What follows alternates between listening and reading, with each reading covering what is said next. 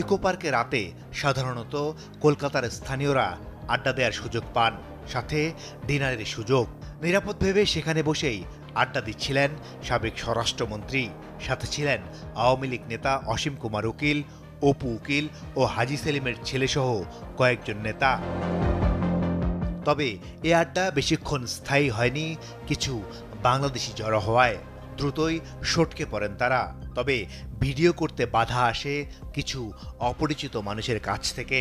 সে সময় পার্কে থাকা কিছু বাংলাদেশি বিষয়টি নিশ্চিত করেন চ্যানেল 24 এর কাছে। ডাক্তার দেখানোর জন্য গিয়েছিলাম।